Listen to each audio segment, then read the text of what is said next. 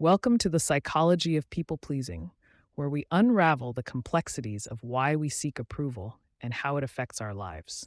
I'm your host, and today we're diving deep into the psychology behind people pleasing. From its roots in childhood to the impact it has on our mental health, we've got a lot to explore. So let's get started. Hi, I'm so excited to be here. People pleasing is something I've always found fascinating. It seems like such a common issue, but it's often not talked about openly. What exactly are the roots of people pleasing, and where does it all begin?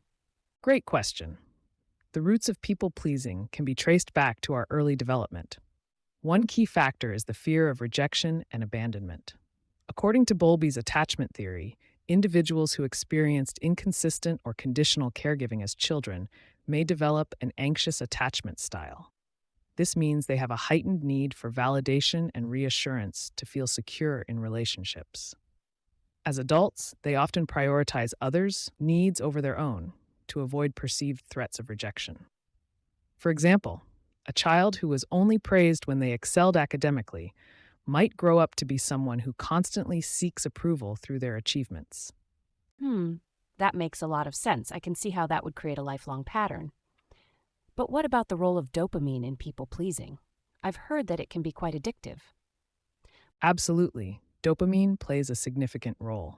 Neuropsychological research has shown that acts of pleasing others can trigger a dopamine release, creating a temporary sense of reward and satisfaction. This chemical high reinforces the behavior, making people pleasing a habit that's hard to break. For instance, when you help a friend and they thank you, you feel a rush of pleasure, which makes you want to do it again. Over time, this can create a cycle where you keep seeking that dopamine hit, even if it means neglecting your own needs. That's really interesting. So it's almost like a sort of addiction. What about cognitive distortions? How do they factor in people pleasing? Cognitive distortions are a big part of it. People pleasers often fall into distorted thought patterns, such as catastrophizing or mind reading. For example, they might assume that saying no will lead to anger or rejection, even when there's no evidence to support that.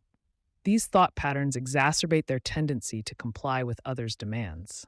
Imagine a scenario where you're asked to work overtime, even though you're already swamped. A cognitive distortion might make you think, if I say no, my boss will think I'm not a team player and might fire me, even though your boss might understand and appreciate your boundaries.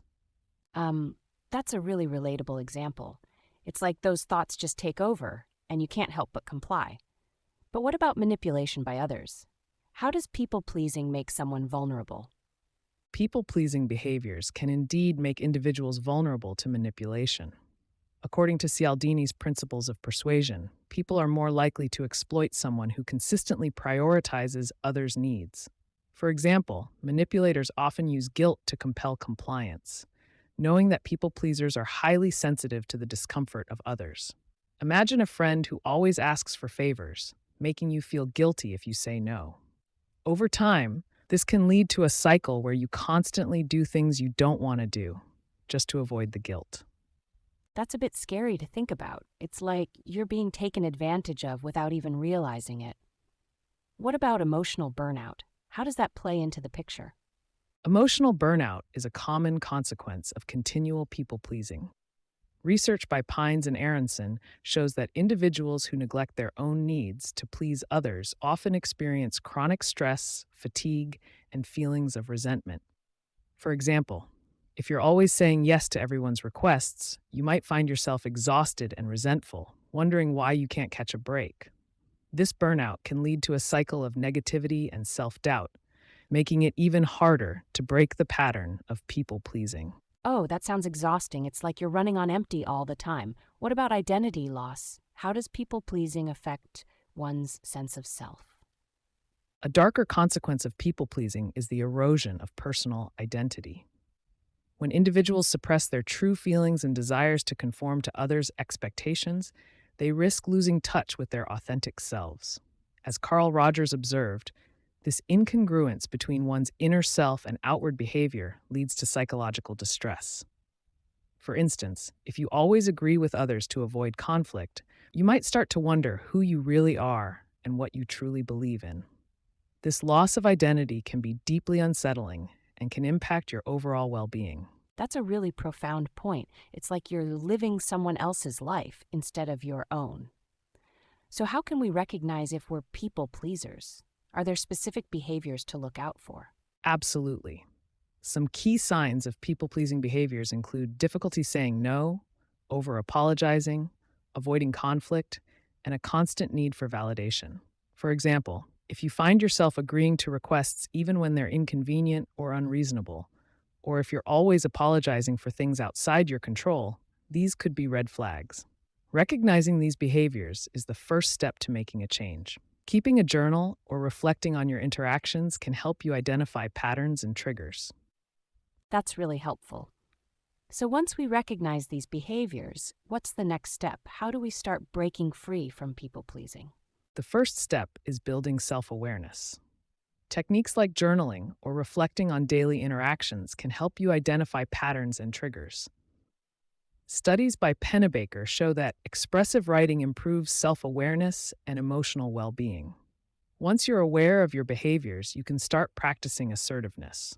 This involves communicating your needs clearly and respectfully, using I statements like, I feel overwhelmed when, and setting firm boundaries. It's about finding a balance between meeting others' needs and honoring your own. That sounds like a great approach.